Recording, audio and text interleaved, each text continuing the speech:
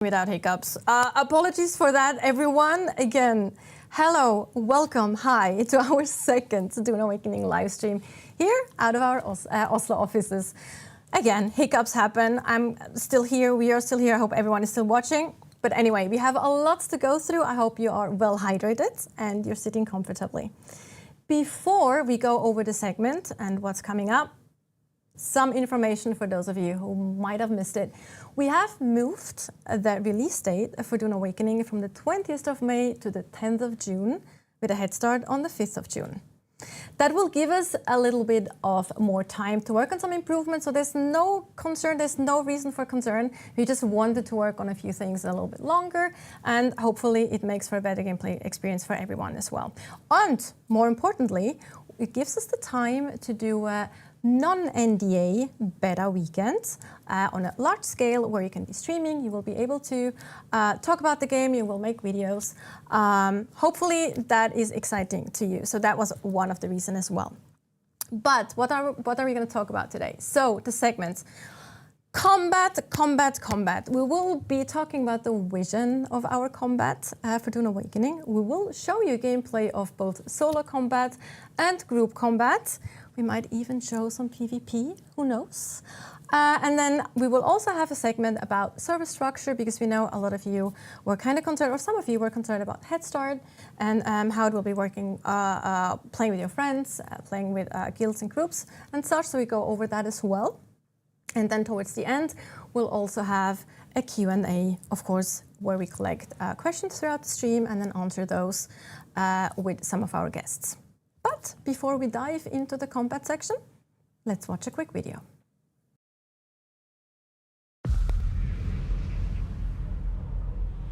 Few survive this world, but those who do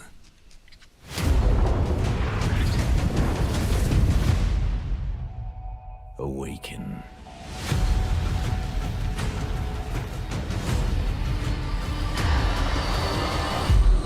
The desert wants you dead, off-worlder. If the sands don't take you, the storms will swallow you whole.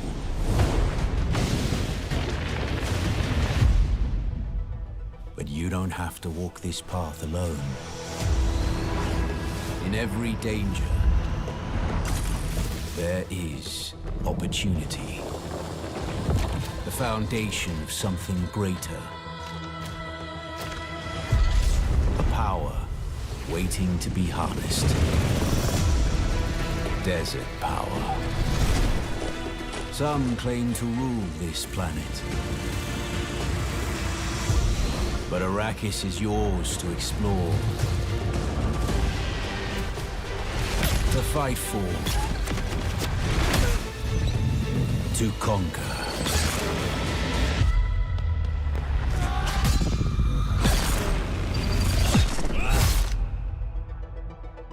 But there are forces beyond even your control.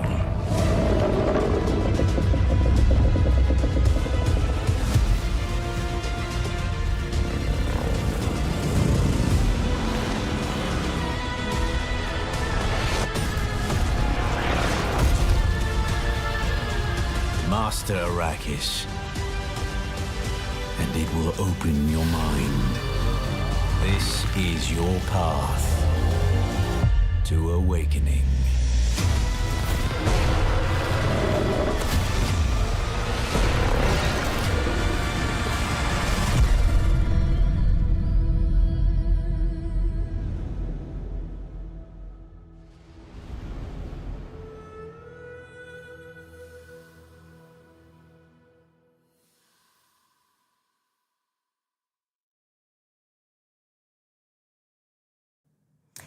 Welcome back. So, combat, we have seen your comments, your feedback on combat and what we've shown so far. So obviously we want to show you more. And to talk about combat, I have two guests with me now, two very interesting guests, and they really know what they're talking about. For one, I have Viljar here, game director on Dune Awakening. Viljar, you want to introduce yourself quickly? Hi, I'm Viljar. I've been on the project for about 5 years, game director. Other projects I've worked on, I started at Funcom 25 years ago, working on Anarchy Online, I also worked here at on Age of Conan. I did some travel in between. I worked on the Syndicate shooter. I worked on Hitman Absolution and Mirror's Edge Catalyst, to mention a few games. So a lot of things that are very relevant as well to especially this section and combat in Dune Awakening too. And then also, last but not least, we have Alex, lead combat designer. Alex, you want to introduce yourself? Absolutely. Hi, my name is Alex, lead combat designer on Dune Awakening. With Funcom, I've been for like 16 years now, with the last big project being Conan Exiles. Yeah. Has it been 16 years? It's been 16 That's years. kind of That feels crazy. super old. It's great. I love That's it. crazy. Yeah. I remember doing like Conan Exiles streams with you back in the days as well. It was super fun too. It's good times. Yes, good times. Anyway, now we're actually talking about combat in Dune Awakening though. And to talk about combats, we also have to talk about the vision of our combat in Dune Awakening, which is we kind of want to raise the bar when it comes to combat in open world survival games specifically. But what does that actually mean, Viljad? Yeah, so when we set out, we wanted to make the best combat experience in the survival game genre. Combat in Dune Awakening is about the interplay between ranged, melee, and abilities. It is responsive and reactive. It is about positioning and movement. Quick in, quick out. Players focused on ranged and players focused on melee should have equal opportunity to succeed, but everyone will need to use abilities. Now, playing optimally means switching playstyle depending on the situation. Use ranged weapons as someone approaches, then quickly switch to melee as they get near. So basically combat is fast and with a lot of movement, right? Yeah, that's correct. So we are less about the perfectly timed button press, but more about the overall tactic, like reading the combat environment. So we looked more to action games than traditional survival games when it came to building our combat. So we are not going for a Souls-like approach to combat. Yeah, I think that's very, very important to mention as well, like actiony but not Souls-like. And in that context, I think it's also very important to mention that the combat has to work both in a solo and in a group gameplay. That's a difficult thing. Group gameplay setting. There we go. Thank you, brain. There we go. Not hiccup. Yeah. So we need to support solo and group play, as you said. So as a solo player, you really should try to separate enemies from the group. So try to approach it with a divide and conquer mentality. Abilities provide great opportunities for this approach, basically. So you can command a single NPC to come to you, or you can use a gravity grenade to keep the enemies behind them at bay, or even use a shield wall, which is normally used for cover, to actually put it in place of someone who approaches you, and then it will slow them down, giving you more react to come up with your tactics to deal with them. And sometimes it's okay to bravely run away. You can disengage with the Shigowari Claw or even a knee charge, which can be seen as combat tools, but also as good tools to get away from combat when you need to.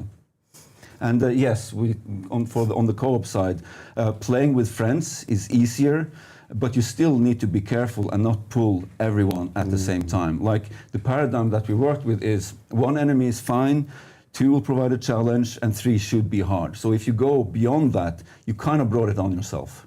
Good point. In the end there. You mentioned abilities and tools and things.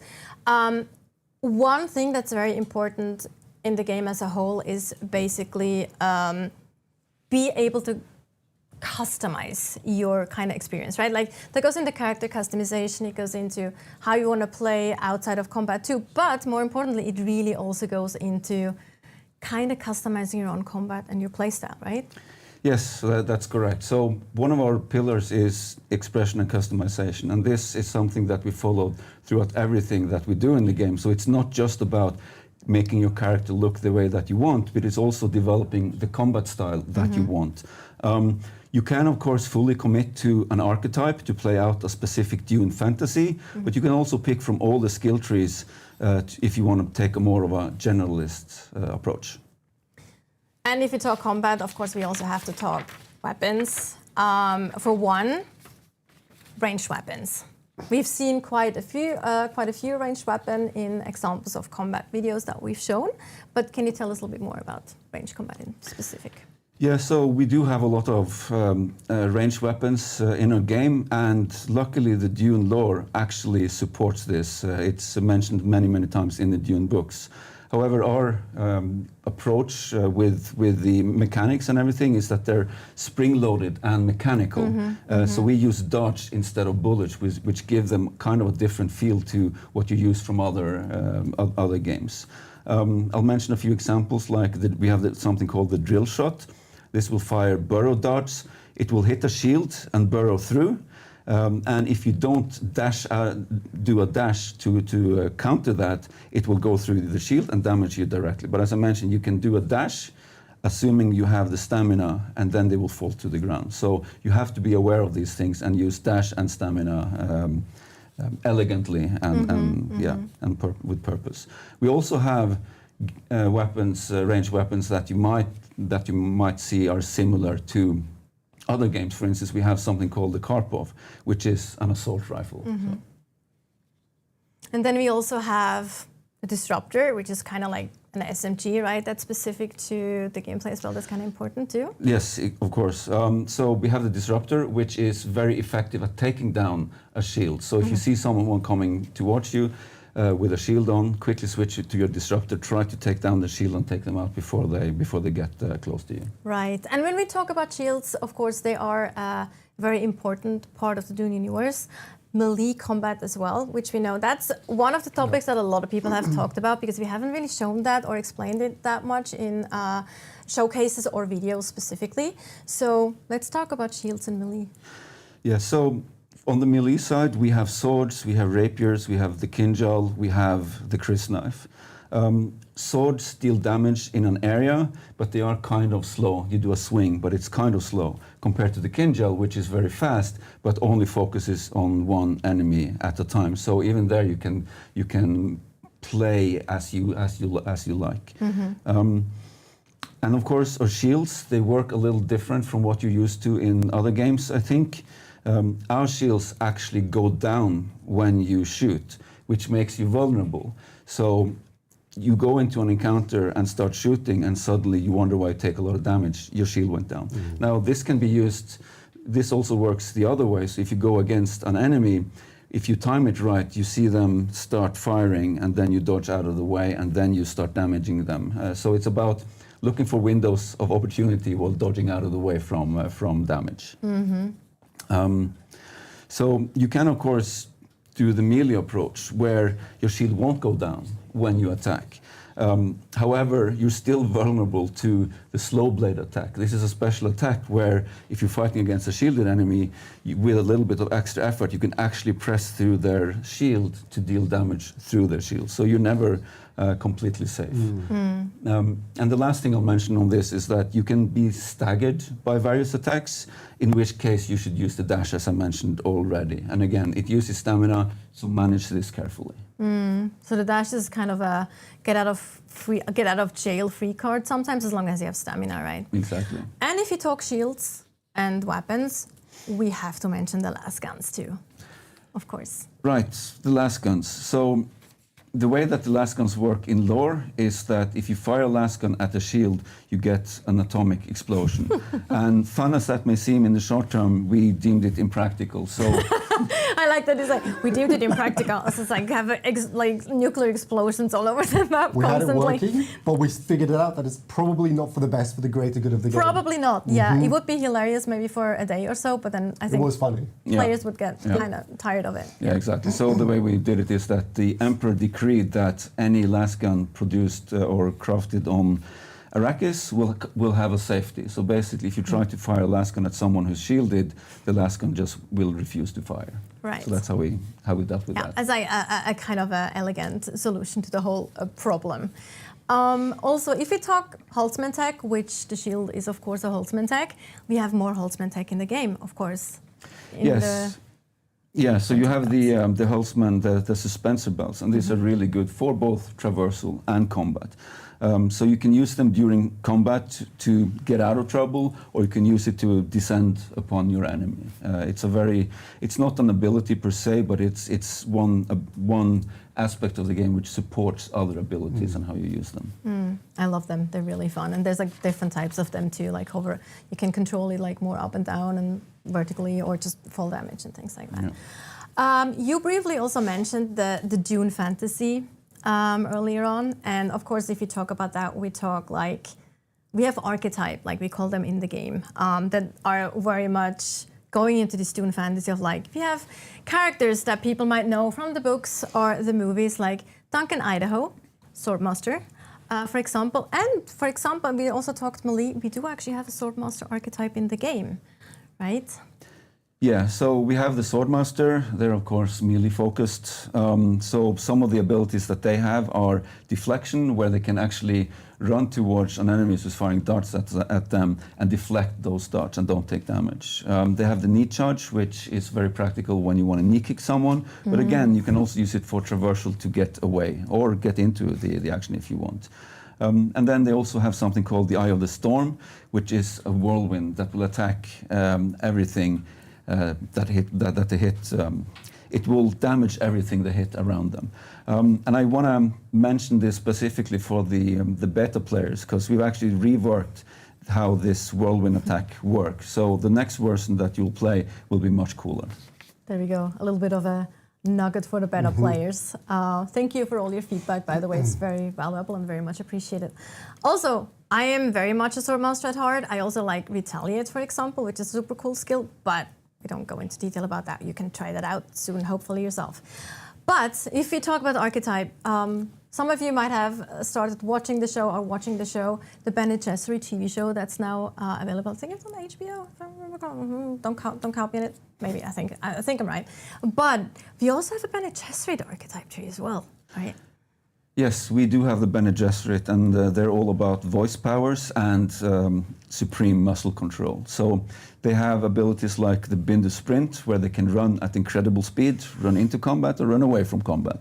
They have the Compel, which is where they can command someone to get to them and incapacitate them for a bit until and actually give you time to damage them before they regain control over their limbs. And they also have the Weirding Step, which is a very cool ability where they can move superhumanly fast behind someone and then attack from the back.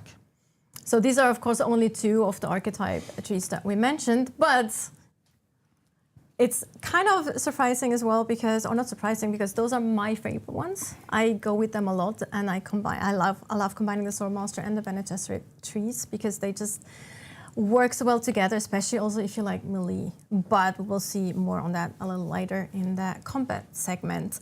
If we talk about the Dune universe, of course, we need to talk about spice. Spice is important in the game for pretty much everything. It influences politics, it influences economics, it influences your character in all different kind of interesting and special ways, and it also influences combat. Yeah, so that's true. So we have this special ability called prescience. This is where you gain special powers through spice consumption or even inhaling spice in a spice field. If you're not wearing a spice mask for protection. So in the game, you start with two abilities, and then when you play the story, you will unlock a third ability at the same time as you unlock the spice prescience feature.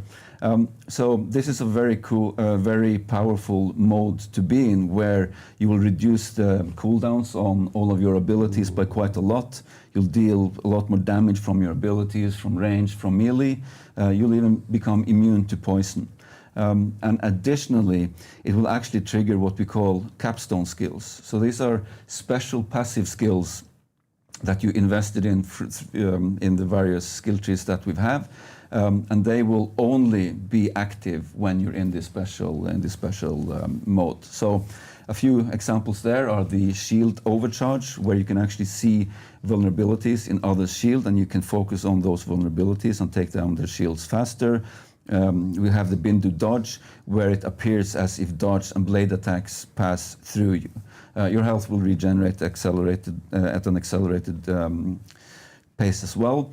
But what's really helpful to get an eye to understand the battlefield is it will highlight enemies. You will see their health, their weapons, their ammunition, and also the type of NPC that you will be dealing with. And it lasts for quite some time as well.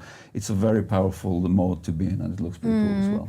Especially with ammunition, even though it's just like, oh, it shows ammunition, that's not that important. But it actually shows you when you have an opportunity or window to actually attack. Because yes, exactly, because NPCs have to reload as well. They kind of react very much like players have to as well. Yeah. But that was a lot of information. A lot of talk, and we're actually now going to show you how that actually looks in gameplay. We'll have Alex here. Hopefully. Play like a pro, like the pro he is, because he really knows what he's doing. No pressure, no pressure, Alex. Yes. So let's see where we go to. We have had this character set up in a location of our choosing to showcase the combinations of experiences that our players will be able to have. Combat is a dance of multiple things, and we have a wide selection of very interesting toys that we'll demo here so that our viewers can see and experience. So this will be solo combat first, right? Just to make that clear. Ooh, we're actually low on water. I forgot to solve that problem beforehand. And we're standing in the sunlight. See, that's why you should always be prepared if you go out. Absolutely. Make sure you have enough water. We will make not sure cheat to fix this problem. We will suffer the consequences because we can cheat. We will find water in the location that we go to. As you see here, we've begun to be dehydrated. But sorry, it's very much worth mentioning that you'll be having fewer dashes because you're low on hydration. Your stamina actually gets limited. Yeah. If you can see where the pips are on the bottom left of the screen above the hydration icon, every time you cross that threshold, you're given a bonus to your stamina. Right now, because we're below both of the thresholds, we do not have that bonus. It's a missed statistical opportunity. And your health goes down as well. And the health is going to be ticking down. We have a challenge. We'll overcome the challenge. I promise.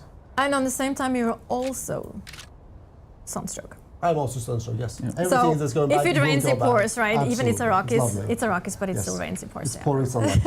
Go for it. So, first, I'm going to talk about the tools that we're bringing, and then I'm going to touch on the skills that we have equipped for this character. This character specifically going to be for my playstyle.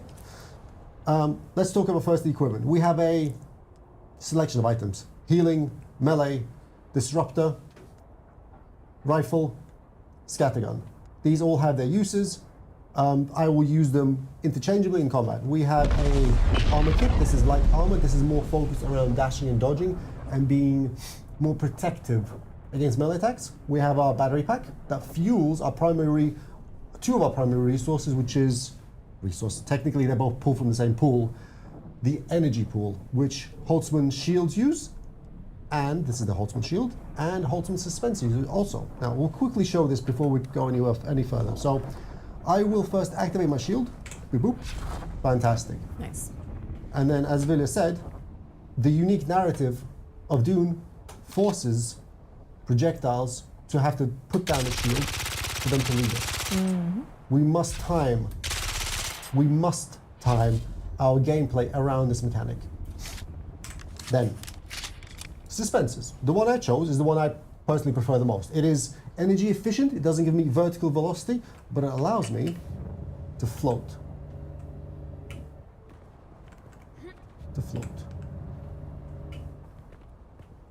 Maybe I will have to cheat to solve this water problem. This is becoming poignant.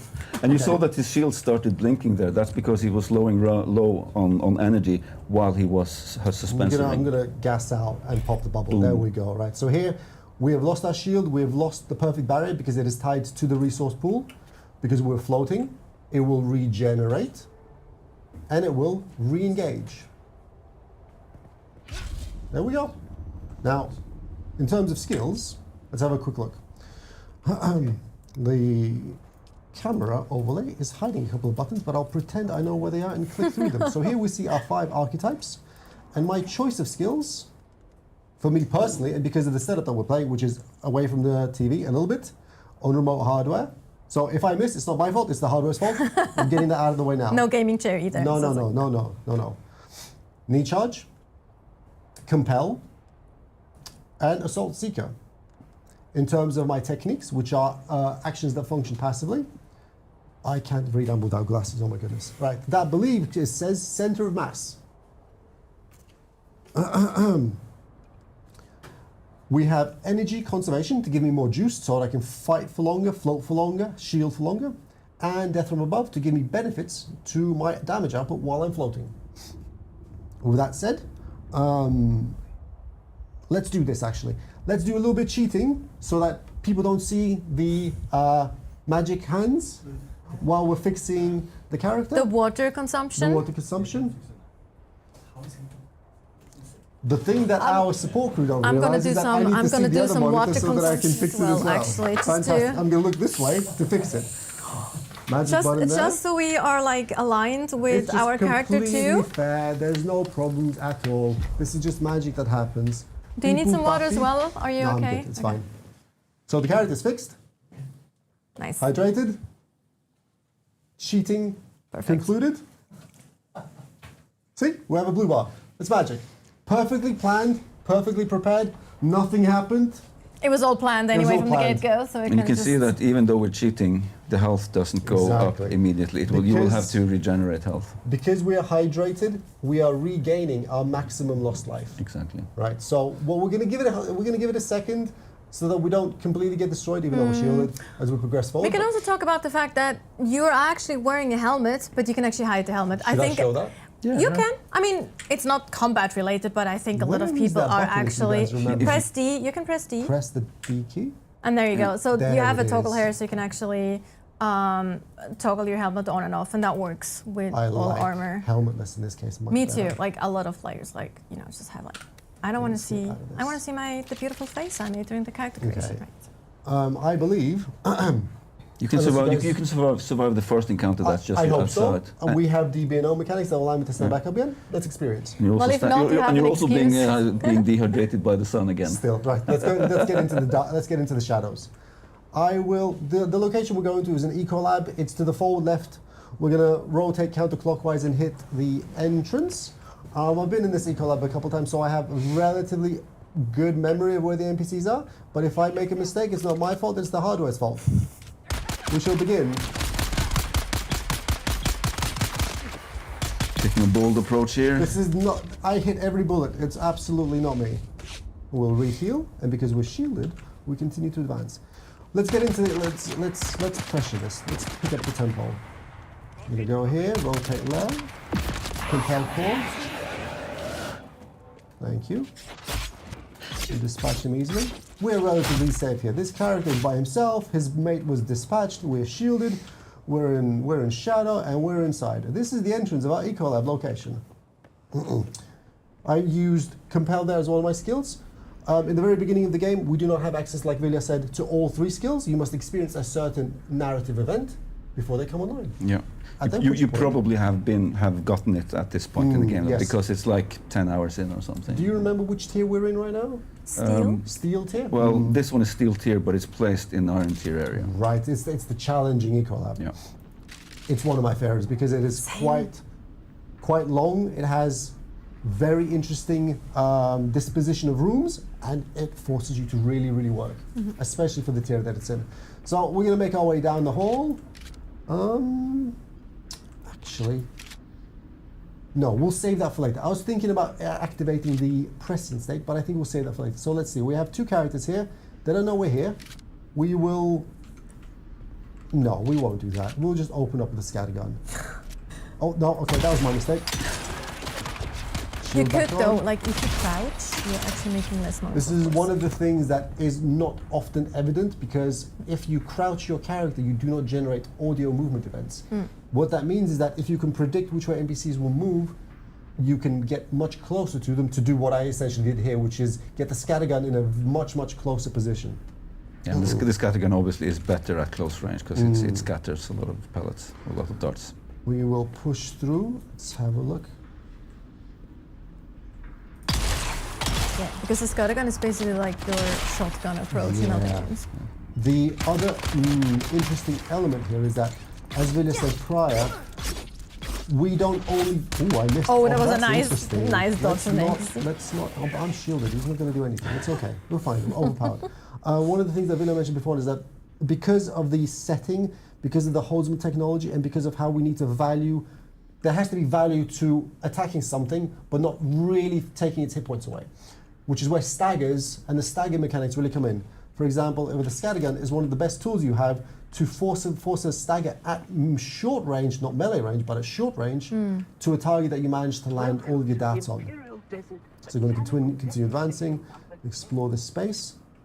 Shall we activate the special Just wait till you get energy? in a little bit of trouble. Let's get a bit of trouble. So, kind of along the corridor, I will zoom in with my magical Mark 1 eyeball to try to spot the baddies as we advance ever so slowly. No. There we go. Right, let's pull back. Yes, Main me in charge there. will Yep. proceed to compel, tactically withdraw. He didn't. Heroically running away. Oof. Okay, I need to. This is the other element. We need to disposition them. Oh, Oh, he didn't get through. Oh, that's dodging. Please push through. Nice. I need to. Oh. I have my abilities. So we see it's very much about positioning and tactical One, combat. 2, Yeah. 3. He staggered. Push through. Push through. Push through. Nice. and as you saw, the NPC was actually doing a knee charge against you because they have the same abilities as we do. And he's on reload, and I follow through. He was just Successfully. reloading. Yes, nice. Successfully. We might actually get NPCs to maybe be a little bit more clever with when they reload versus shielded characters. That's a future team conversation. Let's handle Maybe you that. can at least imbibe some spice beer so you're ready for it. Absolutely. Let's see. Let's take a, before we go any further, let's one. Now push our bar upwards, and we have to wait a few ticks for it to get ready. We're not going to trigger it yet. We're going to wait for the go signal before we get spicy. Also, you can do that via food or drinks, but also sometimes it kind of goes up organically. I mean, if you go to a spice field, you will inhale spice Yes. directly. And you can also see the particles in the air. You actually see it. That's very interesting. Super. Inhale. And then we follow through, and we keep eyes out for the other characters here. Oh, finish him. Oh, no! Oh, he's gonna come. Oh, I No. didn't press keyboard fault, not my fault.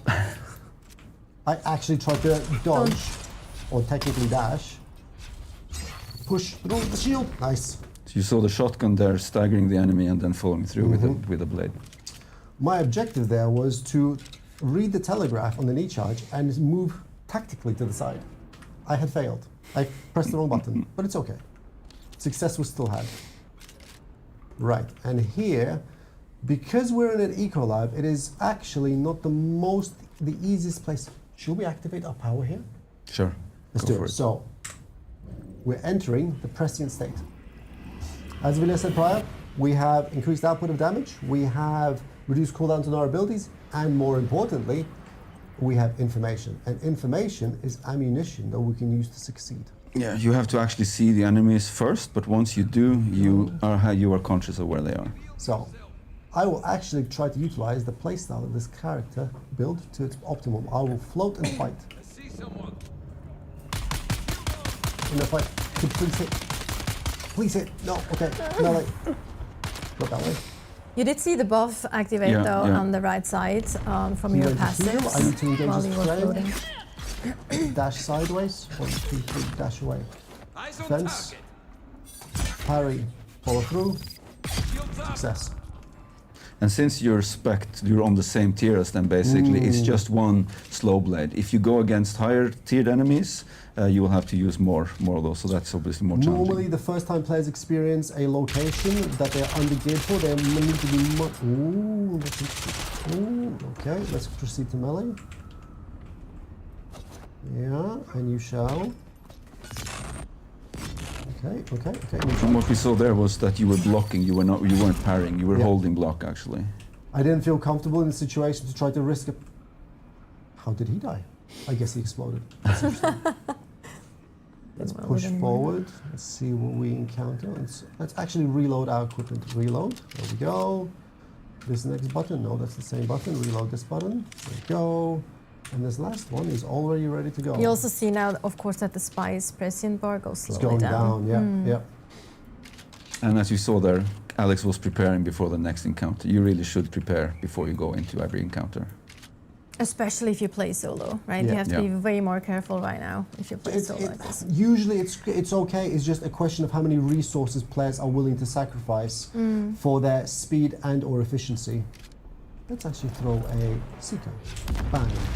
But we also see here what you mentioned earlier when we talked about solo and group play, like Alex is really trying to be able to pick his fights, right? Yeah. Like trying to separate enemies, trying to go for cover, This is a heavy use his ability Yeah. to not have to fight everyone Yeah. at the I same compelled time. the heavy there to force them into a long CC effect while dispatching his friend. I'm going to come back now and solve the problem. Okay? Oh no.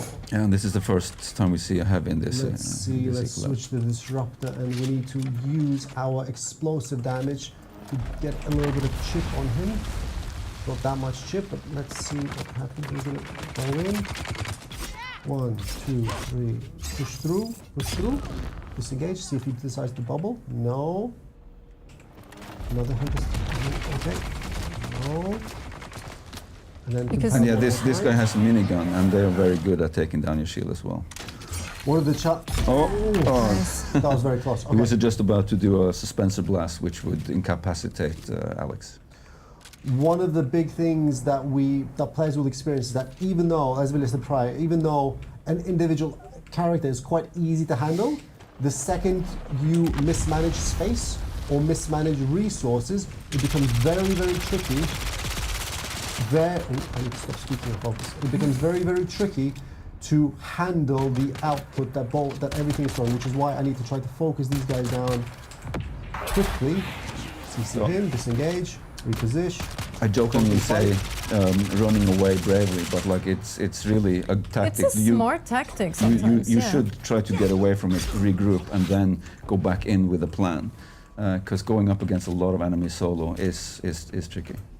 Right, let's progress. Okay, this way. It looks interesting. Let's have a look. Right, that appears to be a rain. Ooh, okay, let's check this way. Rotating. Aha, heavy. right. So again, we'll compel him away from this problem, and then we'll press the opposite direction. And we'll try to dispatch his friends quickly. And it's not me, it's the hardware. Into melee, blocking. Oh. No, I failed. Okay, knee charge. Knee charge successful, push through. Boom. Abilities allow you to bypass. Can I? Yes, I can. No, okay. Pull away. The reason I pulled away is because I noticed my stamina, which is why my abilities were not usable. I pulled away to regenerate my stamina, re-heal to be safe. I could probably have succeeded the fight. I just didn't want to choose to risk my resources because everything in Dune costs time, costs investment. Why risk when you can make things a little bit more successful? Right, and you might even have lost your shield because Absolutely. of the minigun. that you used. Push through. And I'll mention for the beta players that we're doing a big rework or iteration on stamina. So a lot more things will cost stamina. Stamina won't always regenerate depending on actions that you do. You won't regenerate stamina as you sprint, for instance. We have a few more fixes coming in for this as well, but it will be a much more valuable and an important aspect of combat. This version is not on the beta, right? No, this is No, not on the this beta. one- Right, it's so not this on is the the beta. first time beta players could be potentially seeing the changes that are upcoming. Yeah. Interesting. Lovely lore tidbit. Let's press the button. People can enjoy the text on screen while we proceed to succeed. That's actually the boss that is talking. It's the leader of this area, Inhaler. I don't see any contacts. We'll push forward and further and okay. This looks like a space where something. Here we go.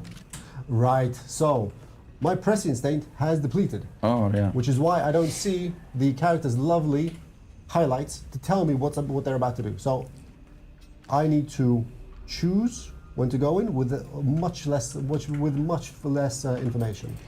And we can see here what's happening now is that he's in withdrawals. We can't actually consume spice. He needs to wait for that bar to go down, then he can consume spice. However, he will have to consume more spice now than he did in the first round because his tolerance is growing. And this can go up to quite a high level where you'll have to consume a lot of spice in order to be able to go pressure. Shall we consume spice? Let's see. Oh wait, no. I will know. I will focus on the gameplay. Right, dispatched. Okay, let's see what this character is doing. Okay, he thinks I'm there. Let's compel. One. Break away. Scattergun. See what he does. I'm not there anymore. And I can't hit him. Great. Wait, again. Is this the server acting up? Let's see what happens. We're gonna finish and get our success opportunity. Oh, no. Back. Leaving. Nice. And let us rearm and re-equip. We'll press this button to rearm this gun. We'll press this button that's already reloaded. Scattergun is reloaded. Disruptor ready. Let's rock and roll. Right, I kind of know this layout. We're gonna go down the stairs. And further and further. Let's see again. Shall we? Let's use that and use more. And spice is the fuel of the Empire. It is a lovely resource. It is expensive, but we are on Arrakis. Therefore, unlike most characters in the universe, we have easy access to it.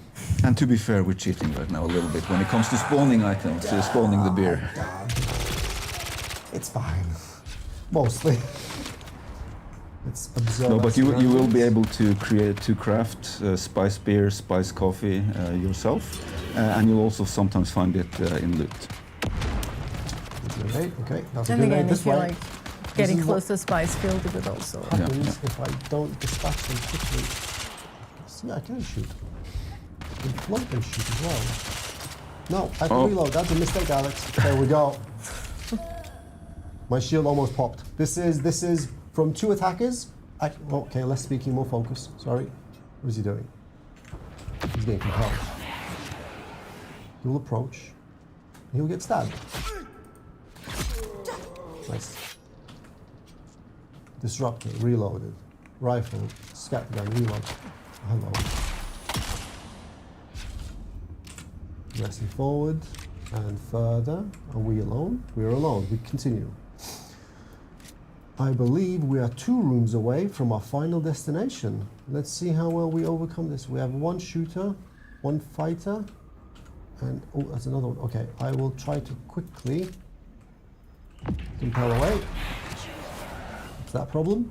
Focus on this problem. Explosive floating bomb, go down. You decided to... Oh, that's a miss. Oh, parry! I'm sorry. I will counter your parry with my knee. Success. Oh, that's his friend. Parry. Nice. Counter. Rotation. Fantastic. Do I have to heal? And I just run out of stamina at the end. And they're very much pushing me. This character is actually also, like Vilo was saying beforehand, a little bit pushed to the further end of progression. So I have some things that are helping me. I'm unhydrated. Where is there a water location? Exactly. Can I find some water here? That, to the right there. No, There's- I thought. No, I thought it was. Let me do a quick rotation around this room to see if there's a water container somewhere in here that I can exploit. Else, I'll have to go another way. Well, we won't have to. We'll just... Yeah, let's... no, sorry. One more. Let's just check this room here up ahead. Maybe. Oof. There we go. We shall drink. Nice. Get more stamina. Is there a second? No. No? No? Okay, 1 is enough. Even without the bonus, it's good not to go too far close to the red. All right, let's continue our experience. This gives me anxiety to just walk past loot boxes. That is like so. Sorry, Gotta developers. open all the boxes. Developers. Yeah. Let's continue through. Okay, let's check the corridor. Nice. Okay. Right, and I believe we ought to be somewhere near one of the Yes. primary events. So this is where we come to the blood door.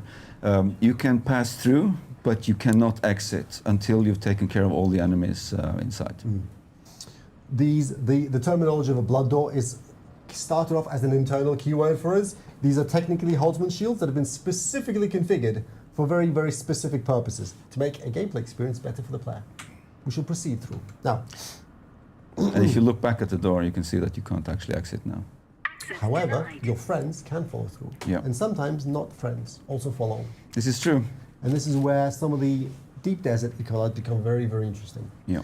All right, so in this location we have a big gameplay space.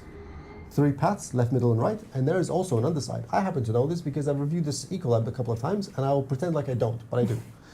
We will engage with this piece of content doing a clockwise rotation, going left and around. Let's see how well we do. We will try not to aggro too much because, as we saw previously, if I make a mistake, I am punished. We will try to minimize mistakes, and again, crouching to not risk being heard until we absolutely have to. That's a heavy. This is a bad location. I should not have gone this way. I need to use this box to keep cover from the heavy. Let's see how long my shield can hold before I... Oh! Nice, okay, please shield, shield, shield. What is he doing? Shield, shield, compel. Run through. We will not fight him because we don't have the resources to. We will engage. No, I missed. Oh, yeah. No, stop. Please stop. Okay, stab, stab, stab. Finish, crouch. Get below line of fire. That guy doesn't see us yet. Okay, we have resources. We're going to go in. This was a marksman that I happen to know is here. He's quite dangerous. If he's not dispatched quickly, they proceed to stack up a lot of poison damage on our players. We will not fight the heavy because that is a dangerous proposition. Instead, continue to rotate around the location to dispatch his friend. Actually, let me see. Maybe it's not so bad. Yeah, let's do that. Let's get rid of this guy before we get into too much trouble. Repel, advance. No, Alex. Stab the body. Stab. No, get away. In charge. No, I don't have any stamina. No. That's exactly when it comes down to resource management. I'm too eager right now. Power yes. tools. Does that push through? No, it didn't. Try again. Dash in. And yes. Great.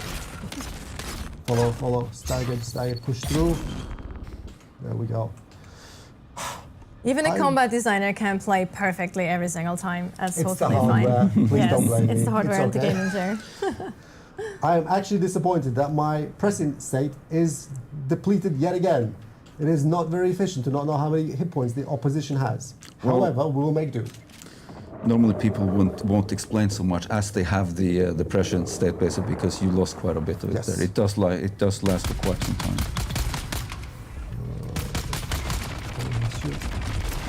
Did I get? Pull back a little bit. See what happens. It's a heavy and a. And aside from combat like this now, he's in withdrawal, and you start seeing these pink elements showing up every now and then. So after a while, you might start seeing things that aren't there if you trigger pressions too often. Why I said spice can influence your character in all different kinds of ways. So you almost had a I shield almost there. had a shield. Come on, push through. No, not enough. Next weapon. Oh, successful. Okay, great. And then let's look around to see. Let's actually reload before we push further. Disruptor, rifle, scat gun, fantastic. Rifle equipped. Let's see what we see. I believe we have cleared the left and right, and now we need to have a look in the middle. Yep, yes we do. Have we cleared it?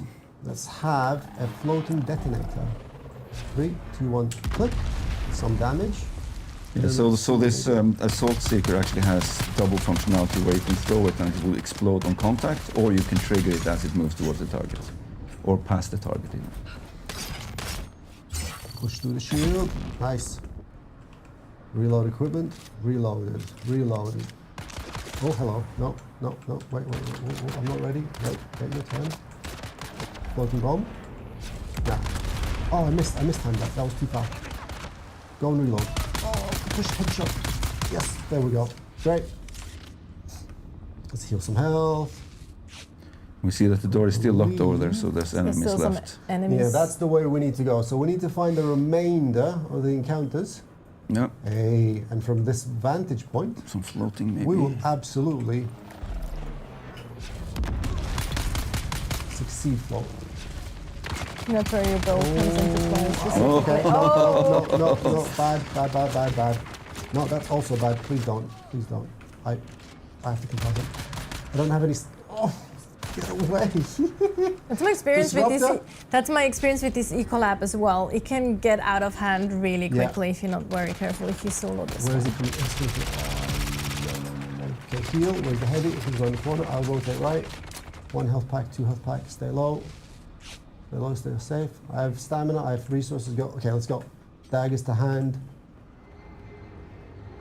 He was right here. There he is. Quantum bomb. Bam. I'm just choosing to ignore you. One. Oh, you got Okay, knee to the face. Dagger through. And run away. Give me my cooldowns back. And stamina. Stamina's 1. Compel. Dagger. This is all about risk minimizing. I could have been much more aggressive. I could have risked my durability of my equipment. I chose not to. I believe we have mostly cleared the space. Let's have a reload and a look-see. Here we go. Right. Let's get back upstairs. To there. To there.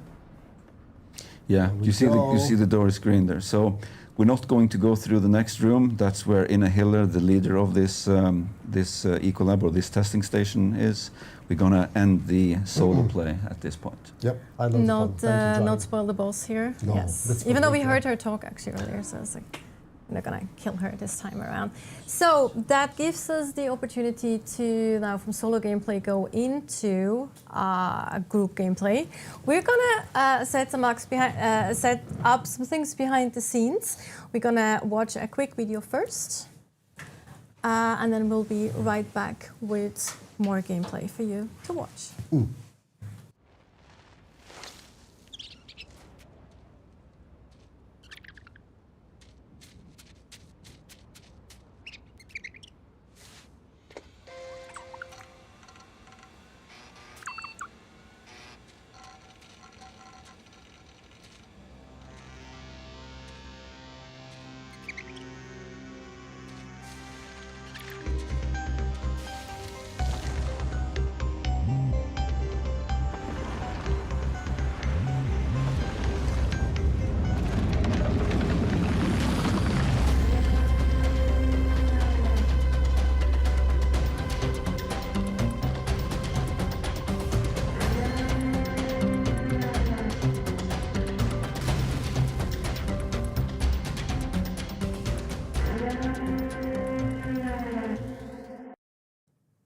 We are back again. As we mentioned, we're going to set up a few more things behind the scenes. The crew will tell me when we're ready to actually go. We all ready? Well, that was fast, was super efficient because we were actually, because we're going to talk a little bit more about the differences between the Ecolab that we just went through solo and the Ecolab that we're actually going through now in group play. We can still do that, actually, we can explain that a little bit as well because the approach is going to be quite different.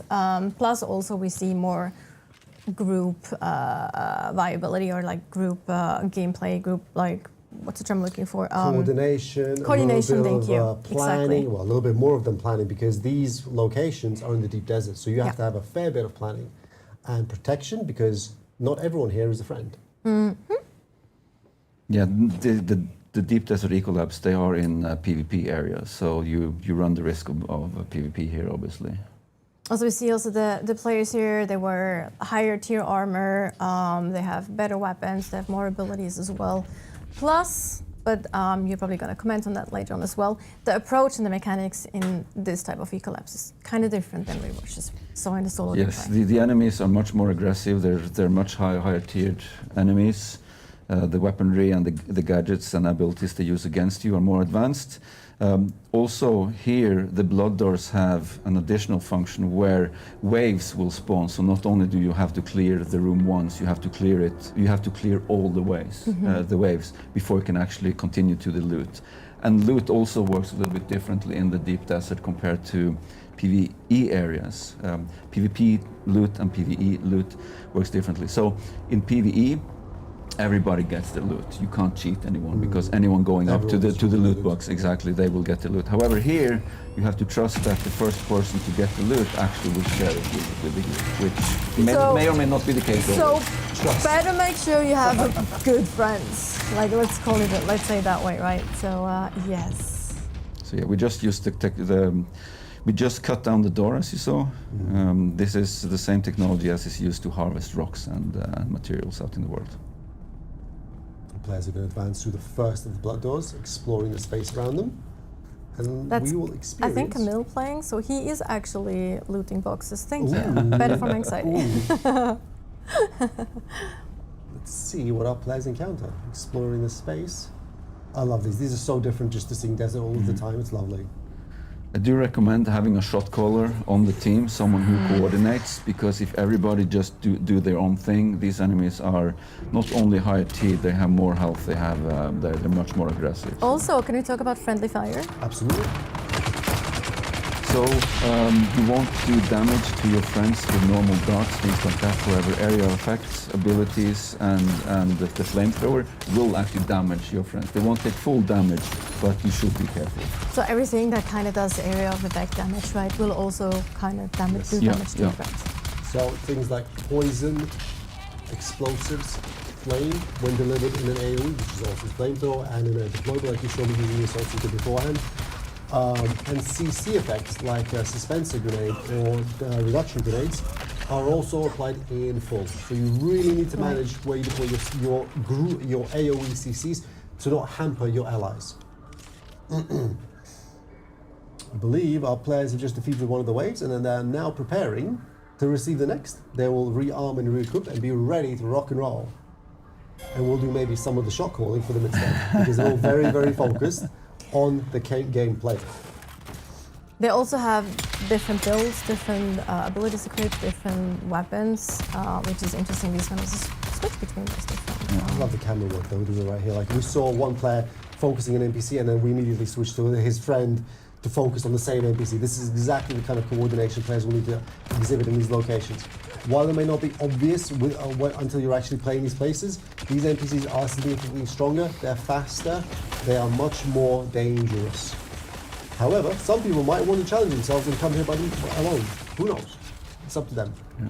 They also retreat, they use cover, they use the same abilities that players have at their disposal as well, depending on how they'll kind of dash and they'll parry much more often as well. I do want to mention one thing again to the beta players, that we have listened to feedback when it comes to how friendly fire works. Friendly fire will still be valid for groups, but we are reworking how they affect guilds, basically. Prior to this change, both guild mates and group mates were considered allies for the purposes of not taking damage. Exactly. This is one of my favorite. Like, I can tell that's a Swordmaster build, because you saw the green effect, which is basically a passive of the Swordmaster archetype.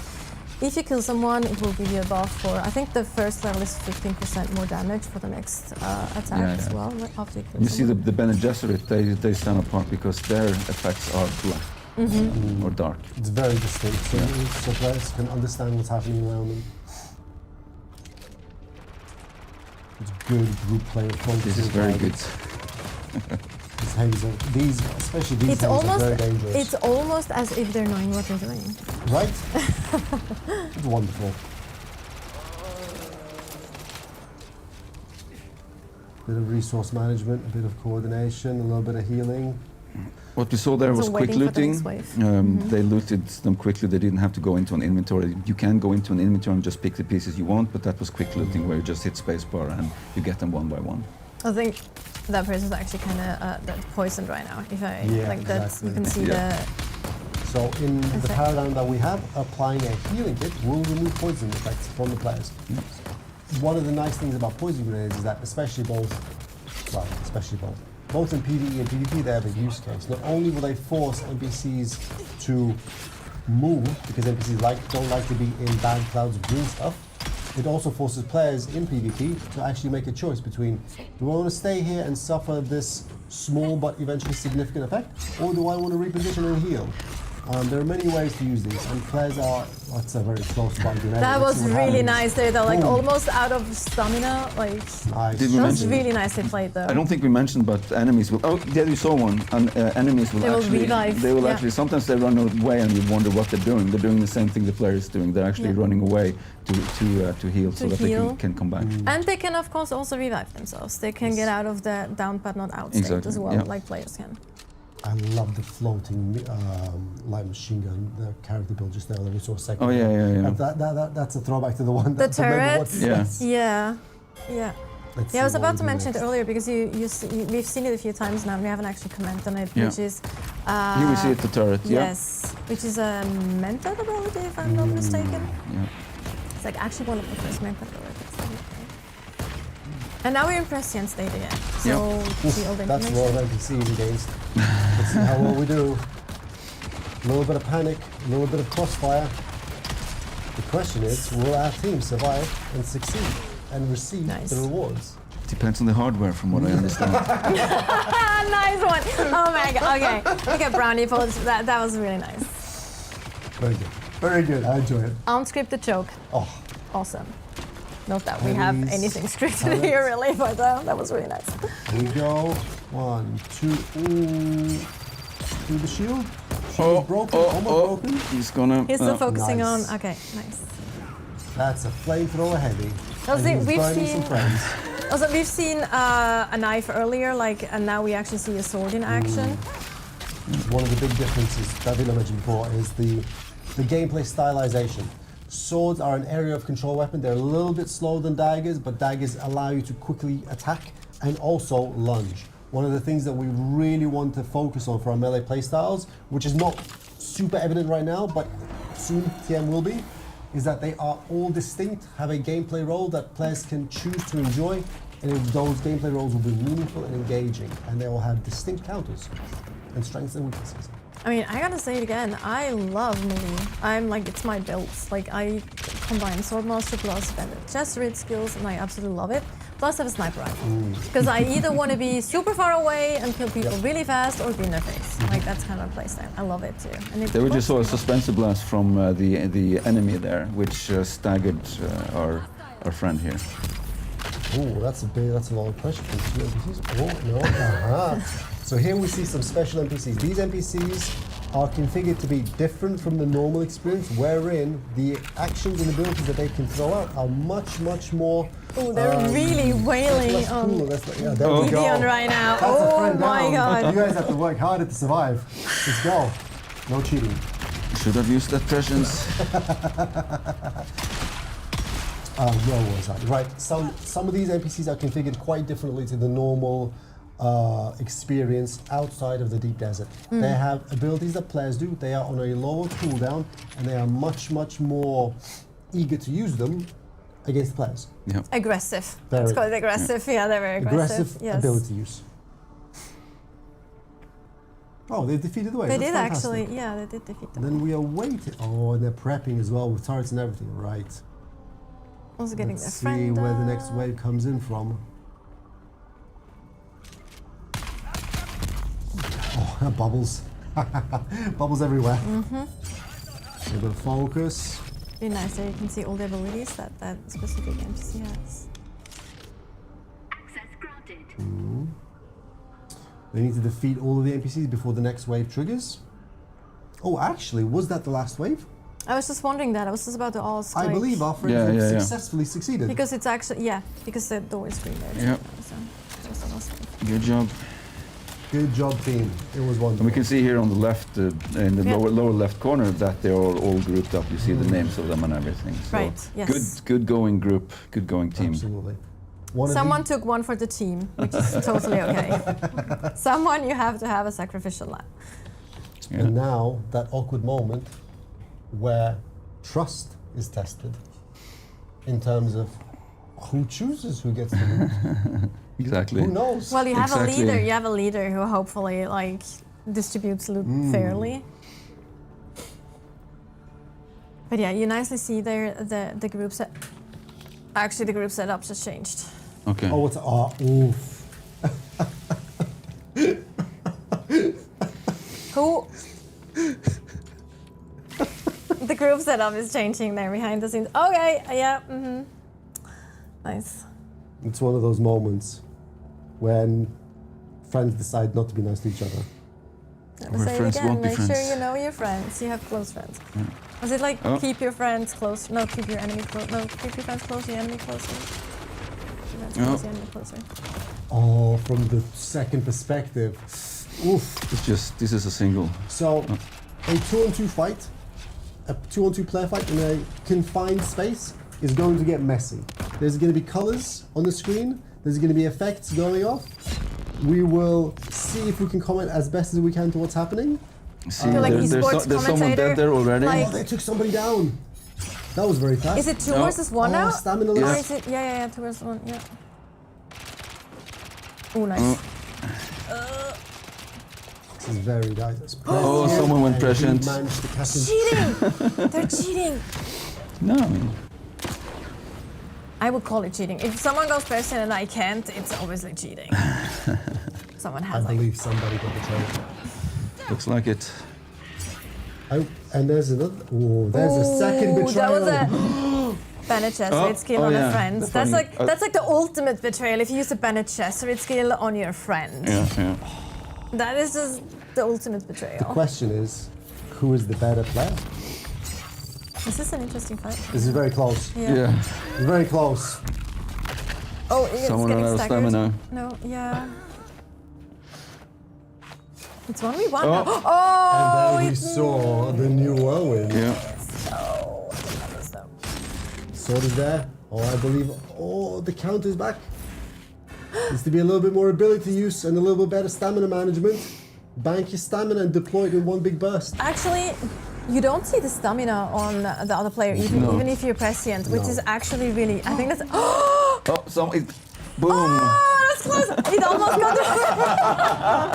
One of the players is sitting Some right some here, tension in the and he room just here. went like throw his head back, and his headphone just went flying. It's just like, well done, though, team. Well done. That was Can only great. be one.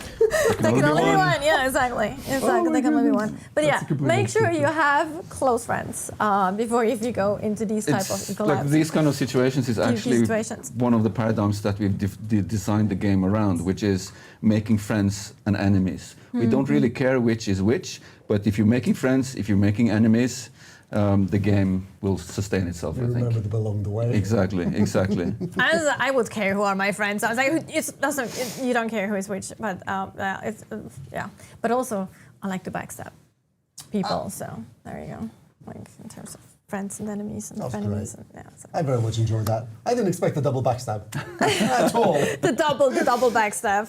Well, Okay, plans within no pun plans within intended. plans. You know, that's how it goes. No pun intended. Who was the instigator? I blame Camille, by the way, behind the scenes there. I think I So- saw him play some mine or something. He's talk about denying. that. He's denying it. I don't believe him. I'm 100% sure. I know it wasn't anyone else.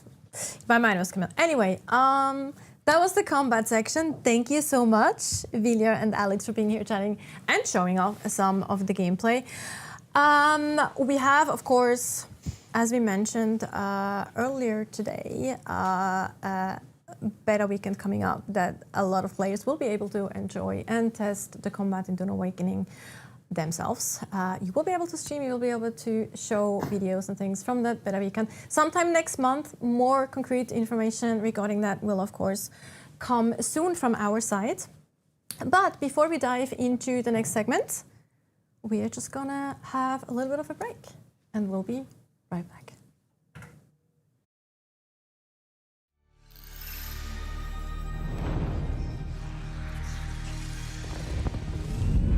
Welcome to Arrakis, the most dangerous planet in the universe. Dune Awakening is a multiplayer survival game on a massive scale, where the open, ever-changing world ensures exploration remains a vital activity. Join us as we traverse the breathtaking landscapes and uncover what the sands have hidden. Follow in the footsteps of the native Fremen and learn to overcome the deadly environment. Collect materials to craft a shelter, still suit, and your first vehicle, then venture into the desert. With a scanning module installed, you can scan for resources in smaller areas, or climb the highest peaks to launch a survey probe, revealing large swaths of terrain and important locations like shipwrecks or abandoned Imperial testing stations. Traverse difficult terrain with tools like the Shigawire Claw and Suspensor Belt, and claim powerful tech and gear. Expand your fleet of vehicles and upgrade them with new modules to suit your playstyle. From the cockpit of the iconic Ornithopter, even the most remote expanses of Arrakis are within your reach. In the deep desert, massive Coriolis storms regularly sweep across the land with monstrous power, changing the entire map every week. As new resources and secrets are revealed, the race to survey the vast new landscape begins anew. Be the first to mark the location of precious resources, and give the map to your allies, or sell it to other players on the exchange. Here, there are no paths to tread, only power to claim. This is infinite exploration. This is Arrakis.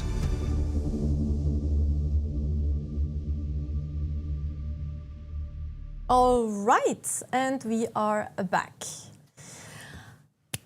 We know that, of course, we're following comments and things that we see on the internet, on our social channels, and we know that some of you have been concerned regarding Head Start and how our servers actually work. What the hell was that? Stop it. This guy. It's the worst. No, anyway.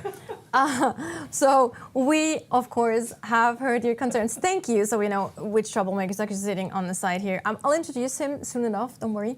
But anyway, we're going to talk about server structure and also social play, like, because some of you were concerned if someone starts Head Start and you start later, can you still play with your friends? How is that going to work for groups and guilds and all those things? And we're actually going to talk about this. And here to talk about that is this troublemaker, Joel. My name is Chris. No.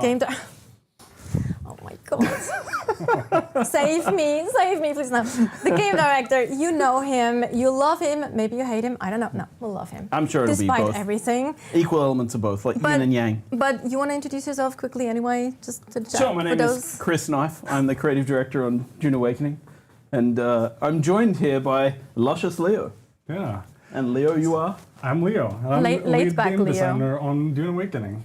And yeah, as that, I am managing the design team here in Oslo, and I also work with building systems and the social systems. Indeed. Right. And this is going to be one of those sections you all love where we talk and we don't show gameplay for a few seconds.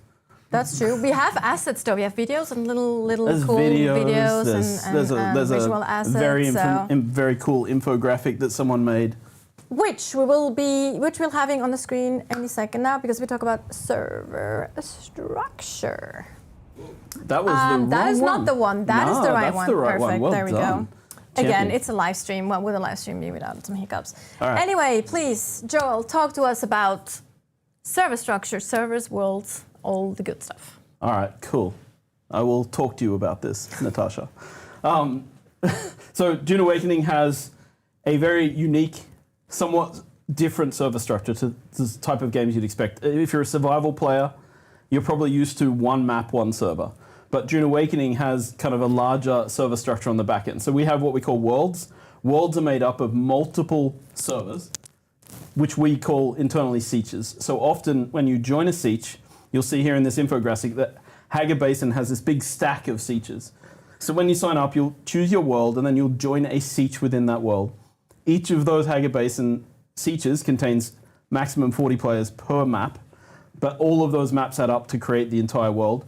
The deep desert, the social hubs like Harko Village and Arrakis, they are actually shared social spaces in the world. The deep desert being the big PvP area in the world. And of course, so we're talking about, we have this 5-day head start. I know people are concerned. The thing is, you'll be able to join worlds that we open during that head start. We will also open more worlds when the game launches. But you can also join a sietch in a world that isn't necessarily the same sietch as your friend, but you'll be able to go and visit your friend. You'll be able to do a lot of stuff with your friends. So it's kind of, you're not going to be locked out for the most part of any content when you join after the head start. Also, I would say get better friends and let them buy you the head start. That's another thing I think is a really good option. That's the way to go. No, you also said 40 players per max per server or siege. What happens if someone joins anyway? If there's if more than 40 people try to join at one time, so it's concurrent users, so CCU, and that means that then they'll be put into a queue to wait to join. So we can have more characters on a server than 40. We can have, several hundred, but that means people play at different times of day when people join, so there will be a queuing system in place to allow people to wait in line to get into the servers, of course. Right. And you briefly just mentioned it, visiting. So you don't actually have to be on the same, or you don't have to start necessarily in the same server. There are some caveats to it, but let's talk a little bit more about that. How does visiting a friend on another server work? Well, the first and most important step is to get a friend. This is often achieved by going to a cafe or a movie theater and just striking up a conversation with a random stranger. Then once you have a friend and they are also into Dune Awakening, which is also a big moment. Oh, my mic. Sorry. I have tech support here because my mic sucks. Was I talking too loudly? And also, it'd be good to have the visiting friends. We actually have a little video or an asset that shows that too, how you can actually visit a friend. We're talking about how to make friends first. Sorry, well, we can talk about make friends. How do you make friends? He's enabled sexy mode now. So now I first of all, how I make friends is I talk to them in a voice like this. Now we have it there. Okay, so once you've made friends, and you can see friends automatically because they're added from your Steam list as well. So if you have them as a friend on Steam, they will show up in your friends list in the game automatically. Then you go to the friends page. You'd simply click them and say, I want to visit this friend. It will teleport you to the nearest trade post to that friend because obviously teleporting directly to them would be exploitable in infinite amounts of ways. Once you're there, you can join up with your friend, do everything on that siege with them, except for one specific thing, and that is build. You can't claim land. You can build on their base. You can be given ownership of their base and be able to build all the parts of their base, but you don't own the specific land claim. And that's just for database reasons. We need to make sure that we control how many people build in different locations. And then, of course, when you want to go home, you just push escape and choose return to home dimension, and it will take you back. Right, and you can also do contracts and journey steps, like with your friends that way as well. That will kind of carry over when you go back to your home world. Yeah, as well. all of the Or home content in the server, game is accessible with this visiting feature. So you can basically do everything. Everything that you could do in a group, you can do, on someone else's world. You can do it in your own world. So there is this cross-play feature for everyone. You'll be able to, work together. So I think people are concerned about I won't be able to meet my friends who started, but this shouldn't be a problem. You should be able to play with people, even if you're not in the same exact siege when you start playing. Right. So we have talked about playing with your friends. Obviously, you can play solo, but then there's the usual things that you have in games, groups, guilds. Maybe Leo can talk a little bit about what kind of options are there to play with your friends besides visiting their server? Yeah, so let's start with groups. So we saw that a bit earlier in the previous segments, right, with group combat. So groups are temporary social structures of up to 4 people. And they come with some benefits like seeing your group member status on the HUD. You see them as markers on the map. Groups with benefits, huh? Yeah. Groups. Exactly. Love those. Love those. The best Convenient, right? So, and then you have standard features like chat connected to that as well. And yeah, makes it more convenient to game with your friends. Wow, Leo, could you go deeper into chat? Deeper into chat, yes. So this is a groundbreaking feature that we've developed, right? Never seen before in online games. I think more importantly, a more important question, but thank you, Joel. Sorry. How many people can be in a group? Oh, 4. Yes, Yeah. right. So the party Including leader the plus leader. 3 additional ones, right? Yeah, Yes. Compared to guilds. So guilds are more of long-term social structures, right? So you can be up to 32 players in a guild, and they're structured with hierarchies where you have one leader, any number of officers to help manage the guild, and then a roster of members as well. And guilds, they of course also have this groundbreaking chat feature that we have. What? Yeah. What? And and both parties or groups and the guilds, they are across the world, right? So if you meet some people in the deep desert and you want to game together, you can do that. It doesn't matter if you're on different servers, still works fine.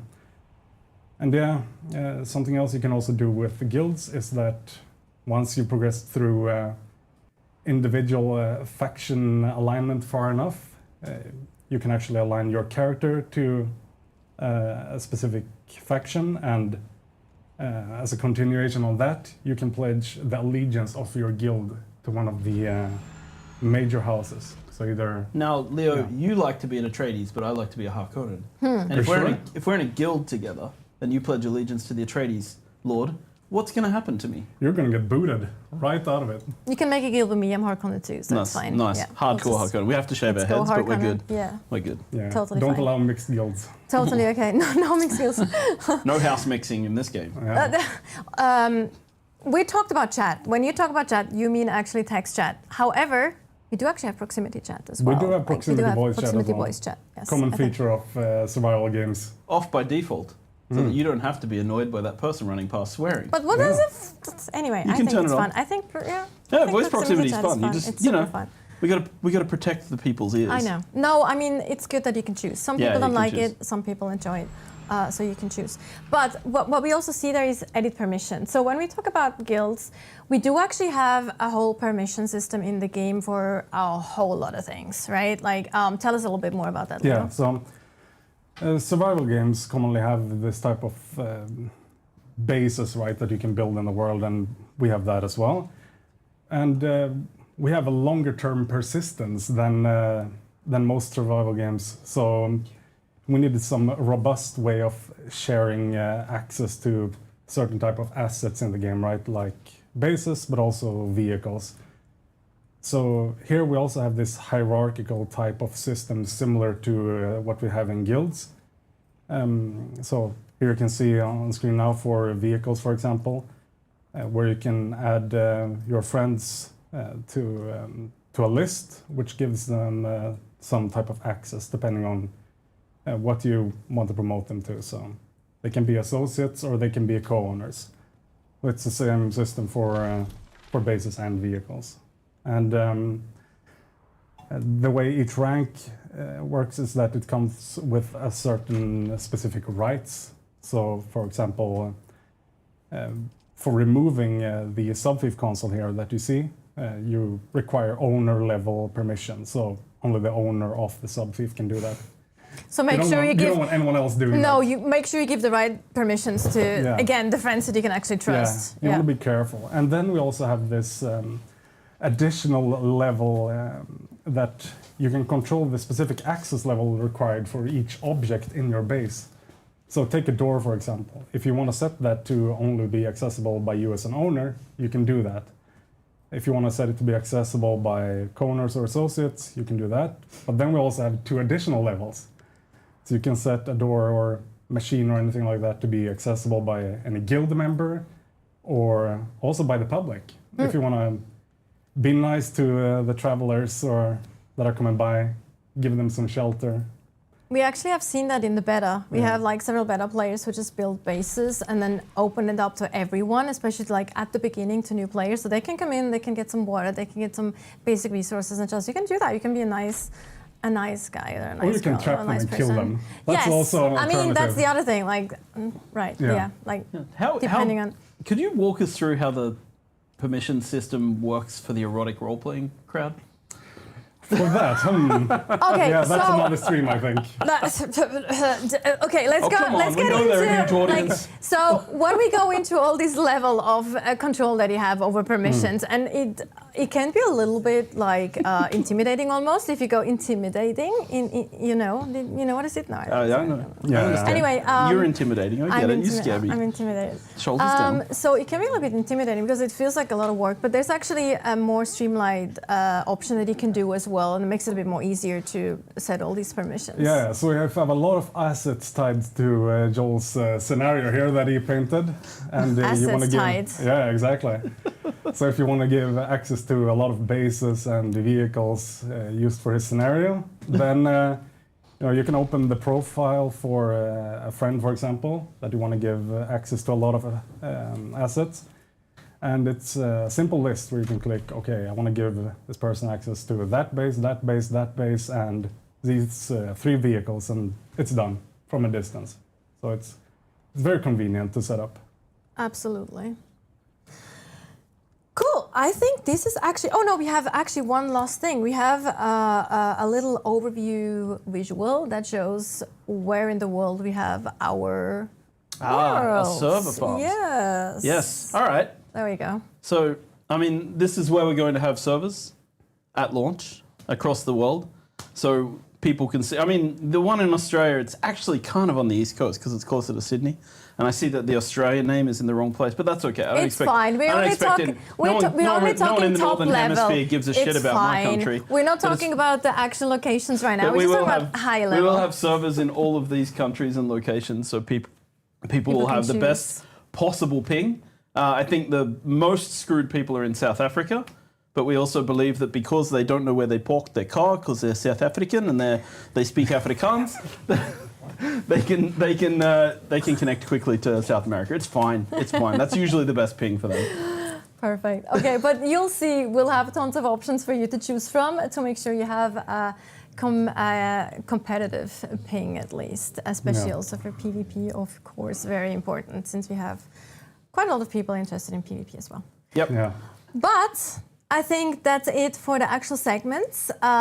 Joel, thank you so much for your contribution to this stream. We always appreciate it. It was a pleasure to be here. I'll today. be talking to HR tomorrow, but no, Again? it's okay.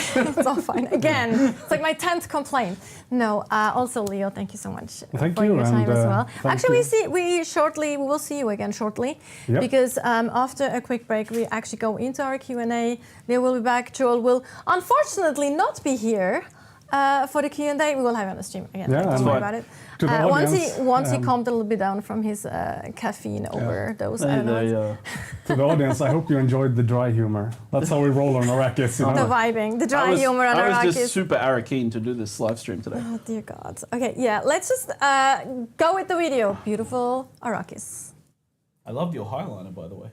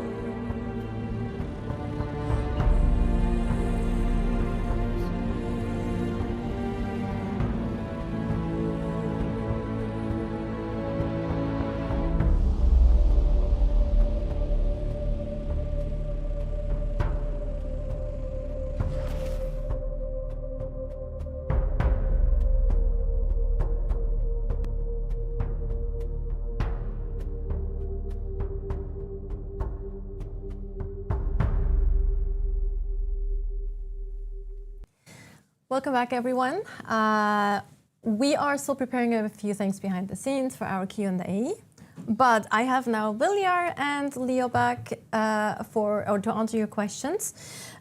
Before we do that, again, for those of you who have joined us a bit later, you might have heard about the fact that we have been moving the release date of Dune Awakening 3 weeks back to the 10th of June with a head start starting on the 5th of June, which is not cause for any concern. It's really just because we want to add some more polish to some of the things in the game, and it gives that opportunity. Additionally, we also will have the opportunity to do a large-scale beta. So many of you will have the chance to actually try out the game for themselves. That won't be under an NDA, so we will be able to show, you'll be able to stream, you'll be able to do videos and all that good stuff. But actually, I have a question for you too. Like, what is your favorite thing in the game to do when you actually play? When you look at it as a player, like turn off your developer brain, is that working? Does that actually work? Can you do that and play the game? And if you do that, what is your favorite thing to do? So for me, I love the fact that the game is so much more than one thing. It's not just a game about combat. It's like we have all these different elements. You have the way that we harvest both just water and resources, things like that. Then you can mix it up and go do an ecolab like we just saw. And then I really like how things come together. You might be driving away from a sandworm and then suddenly there's a sandstorm on the way. You drive past an enemy camp and they start shooting at you. Suddenly you run out and you try to take care of them. You get hit by heat stroke, and then it's like, okay, the sandstorm wants upon me. I have to find shelter, but I also have to take out these enemies. Like, I like fast games where you have a lot of second-to-second decisions to make, and I think that our game beautifully supports that. Mm-hmm. What about you, Leo? Yeah, so I actually started a new playthrough last week, playing quite a bit, and what I'm really enjoying now is setting up my base production facilities and the related mining activities that come from that. So, especially the vehicle mining, I'm having a good time with that. Going around in my buggy, going up in the turret, finding mining nodes to get my resources from. And it can be very relaxing too. Like that's one of the things that you mentioned that to me earlier, actually, when we talked a little bit as well, and I totally agree with that. That we have both the combat aspect that is very nerve wracking, can be like get your pulse up, and then we have the mining who can be actually very zen with like following those lines and things. And I really like that kind of juxtaposition of things as well. Yeah, we actually spent a lot of time and effort trying to make the harvesting, the cutter rate, to make it work and be, like you said, like sand-like and everything like that. And although there is some progression on the patterns that you harvest from, but it still needs to be sand-like, because the thing is, hopefully you'll be playing this game for thousands of hours, and having something that is that intense all the time, I just didn't think that would be right for the game. No, it's exhausting, yeah, right? exactly. Yeah. So you have combat if you want that experience, but then if you want to relax a little bit and just chill, you can, as you say, go with your buggy and harvest. Yeah, so what's going on right now is that I'm looking, okay, what's the next tech that I want to get to, right? Okay, what do I need for that? I need this thing, this thing, this thing. Oh, I have these already, right? I went out to some expeditions earlier. But these two things are new. I wonder where I'm going to get those. So I hop in my buggy and I drive out and I hunt for resources. Yeah. And it turns into an adventure. Yeah. Sometimes a bit too adventurous. I lost my bike yesterday, but oh yeah, I know that it. feeling. I think everyone goes through that at least once. So like it's just kind of part of the experience, the Dune Awakening experience. I got my lesson. But I think we're actually ready for the questions.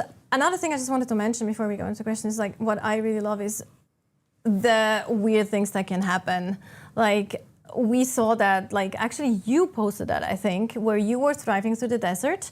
You were looking for the worm, and there was like a crash, like one of the dynamic ships that can crash and like crash down onto the surface, crashed like literally like 2 meters next to you, and you had no idea that was coming down. That was just like it's moments like this that I find incredibly engaging and fun. Like these type of things that can happen. Anyway, so we are ready for some questions. We have the first question from Oranshire. Can the player select which siege they got to connect to as their home dimension, or it's randomly assigned?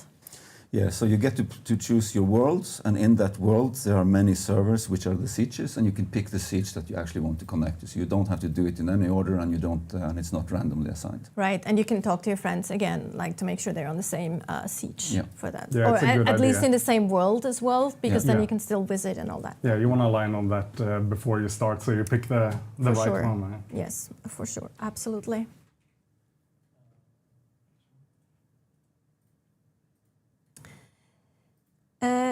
I'm gonna butcher these usernames again. I apologize beforehand if I do. CF Olsen.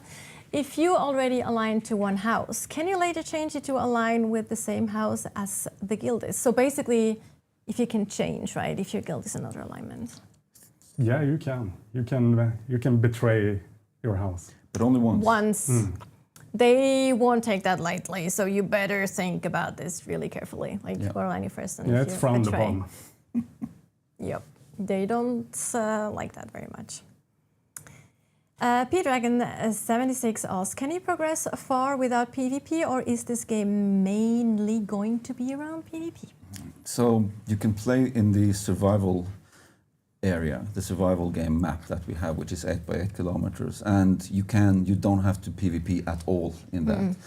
Now going to the deep desert, you don't have to PvP. It's just that you run the risk of PvP. And as what I talked about earlier is that we have all these tools where you can quickly get away. So the goal was that people who don't want to PvP may still go there for the loot, but be on the lookout for enemies coming, and then just drive away really fast, or you using an ornithopter as you would to get away, or if you get jumped, use your abilities to get away. So we didn't want to have people be ganked very early on, and we thought that, well, at this point you played the game for 100 hours, so you probably know your way around the disruptor, right? So when you get there, people who will PvP you, but they will actually meet people who know how to play the game. So that was the goal. Now, not everyone is going to love that, but like PvP, but you can then run away. As I said, you don't have to engage with them to get the things. It's almost as if you decide to opt into PvP, you actually put yourself under higher risk than someone that says, I'm only going to play PvE in the game. And also, we haven't actually talked about the end game and the launch rod system, which does have PvP, but you can actually also influence that with PvE as well. So it's not all PvP at all. So there's a lot of options for PvE players as well. Yeah, definitely. You can play the game for hundreds, thousands of hours without engaging in PvP easily. Oh my God! Now I'm outing myself as an old woman. Unpaid taxi, is that the name? That is the name. That's fantastic. Love it. Unpaid taxi asks, is the slow blade automatic? So we have two main attacks for the blade, like the basic ones, if you don't have any skills or abilities associated with it. So we have the quick attack, and then we call it the stab, even though it's with swords and everything you can do the slow blade there. So you can do the quick attack, which is effective to stagger enemies, so you get time to actually deliver the slow blade. Now, if you use the slow blade on an unshielded enemy, you will have a quick in, and then no, I'm going to lose the thread here. It works differently. So basically,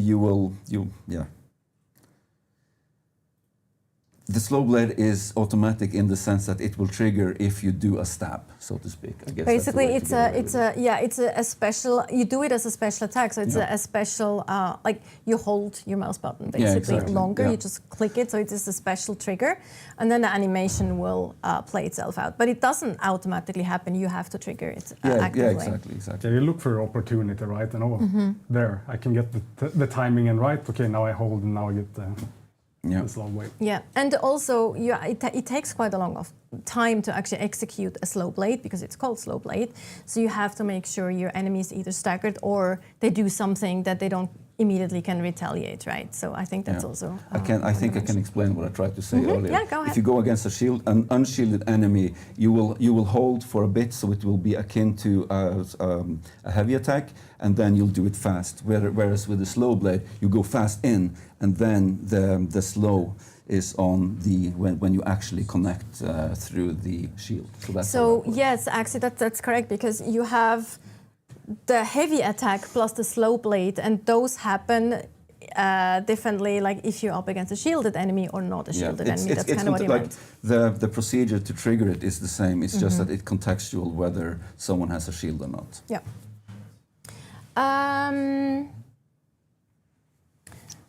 I really need glasses, I think, or better.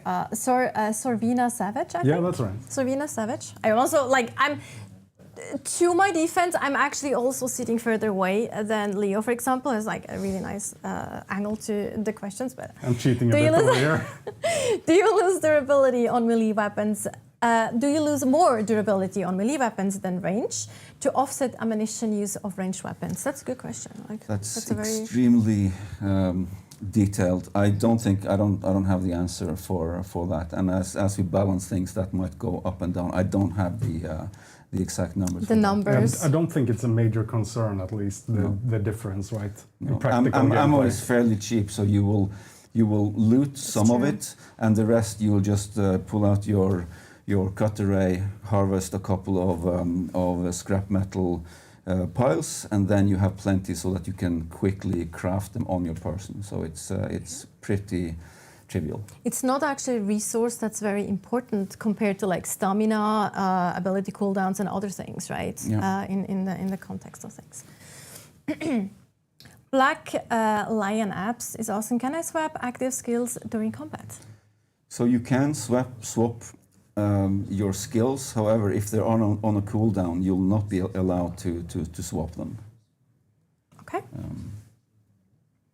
Tyler, that's easy for once. Tyler's asking, can you learn all skills available in the game? So Master Trooper, so on. You cannot actually. You can go pretty far down in several of them, or you can go to the end of a few of them, but you won't be able to get all the skills from all the trees. Yeah, we actually had that at one point that we were able to get everything, but then we made it much more interesting also with the I call them cornerstones, but the capstones, capstone skills, yeah. So you actually will have to make decisions in terms of where do you spend your points. I personally really like that. I think it's more interesting as well. That's Serena Savage again. Will NPCs pick targets based on threats, closest player, or use tactics? Again, that's also quite specific. I wish Alex was here. So they're like with these things, there's always a combination, and you weight things. So it's like, well, someone might have a higher threat at a longer distance. Who do you deal with? So we have weighted this. So it's like it should feel natural, the way that it works. But again, I don't have the exact numbers for how that's balanced. The thing is, I actually asked Alex that question, I think yesterday during one of our chats as well, and he said what you just said too, though. Like the NPCs are actually taking several aspects into consideration. How far is that player away? How much damage? How big of a threat is that character? Like what kind of abilities did they use previously and all that? So there's quite of a complex mechanic behind how NPCs will react to you. They do have tactics, so they change how they play depending on if there's one of them, obviously, and if there's more of them, and depending on difficulty, we'll scale it so that the second NPC might not be as aggressive in the early game as they would be in the later game, for instance. Armored Scooter. Armored Scooter is asking, will soda cars be killable, or are they meant to be the ultimate enemy? So we have the Sardaukar dropships, but Cho mercenaries drop from them. So you will kill them, but they are not proper Sardaukar. You're just not important enough early on, specifically, that they would deal with you. Yeah. They're just sent there. If you kill Sardaukar, that would be part of. It's not the normal approach. Don't spoil anything. Yeah, exactly. You won't. Maybe you'll have to find out. They're not part of the normal NPC roster, so to speak. Mac Wolverson asks, are there any Hunter Seekers in the game to use? Indeed, they are the last ability in one of the trees. Yes, I could tell you which tree, but I'm not going to. No, we don't do that. But we've actually shown the Hunter Seeker in a few gameplay or in like early videos. Yeah. We haven't shown the Hunter Seeker today in the combat sections. Actually, we used other abilities, but it's absolutely in the game. We used its sibling, the Assault Seeker. Yes, exactly. The one you saw, the ability that Alex in his solo gameplay was like throwing. But yes, we do have the Hunter Seeker. Wonder Drakias is asking, can you extract blood from enemies like they do in the movies? Yes, you can indeed. It's you will be doing that a lot as you build your base, and you refine blood to actually use as water for things that you craft, and also for hydration. You kind of start with a rusty needle and the bag at the beginning, and then you kind of all the way. As you learn more secrets to the desert, you might also learn a few more. You can even improved. drink blood. Yes. It will hydrate you, but there are some side effects. Yeah, it's not super advised, but you can go. You can also, what I personally hate, you can also use Muad'Dibs and drink a little bit. This of is blood. true. You can harvest the Muad'Dibs as well. Hate You it. do what Not you have to okay. do. Not okay with that. I'm not okay with that. Just putting it out there right now. Slucker, can you attack players of your same faction? Yes, you can. So what I think I mentioned earlier is that in a group you won't do damage much to your friends in your group, but the people in your guild who may be attached to a faction, you can damage them when you're in a PvP area.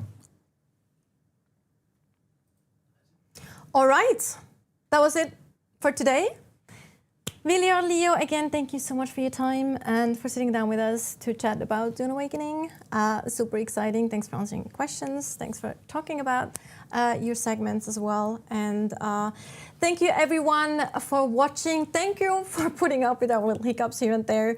We'll improve over time. That was our second stream. We'll have more coming up. Also, of course, more opportunities for you to ask questions.